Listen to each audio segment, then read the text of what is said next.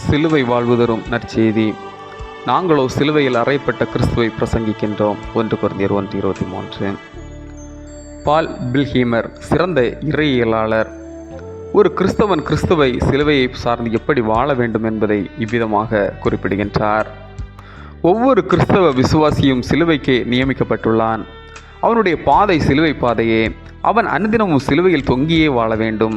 சிலுவையிலிருந்து எப்போது அவன் கீழே இறங்குகிறானோ அன்று அவன் சாத்தானால் மேற்கொள்ளப்பட்டு விடுவான். இது ஒருவேளை இலகுவாய் துன்பமற்ற கிறிஸ்தவ வாழ்வு வாழ நினைப்பவர்களுக்கு சற்று கடினமானதே.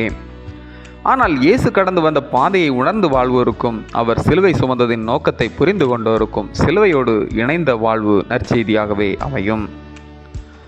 முதல் நூற்றாண்டு யூத சமயம் சார்ந்தவர்கள் அடையாளத்தை விரும்பியவர்கள், அற்புதங்களை நாடியவர்கள். இயேசுவிடமே வானத்திலிருந்து எங்களுக்கு ஒரு அடையாளத்தை காட்டும், அப்பொழுது உம்மை நம்புகின்றோம் என்றனர்.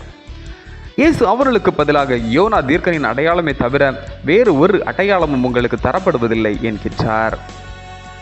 பவுலடியார், சிலுவையே எங்கள் அடையாளம், நாங்கள் நற்செய்தியாய் உங்களுக்கு சொல்வதும் சிலுவையில் அறையப்பட்ட கிறிஸ்துவையே, அதுவே வாழ்வு தரும் நற்செய்தி என்கின்றார்.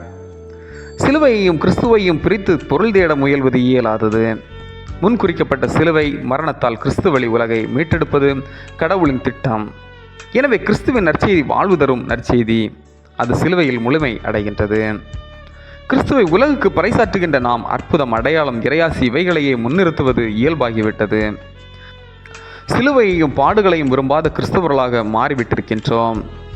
அன்பு, அமைதி, நீதி, தூய்மை இவைகளுக்காய் சிலுவையை பரிசாக ஏற்ற இயேசு கிறிஸ்து அதையே நற்செய்தியாய் நாம் ஏற்று இயேசுவின் முன்மாதிரியை சான்றாக்க விசுவாசித்து நம்மை ஆண்டவரிடம் அர்ப்பணிப்போம்.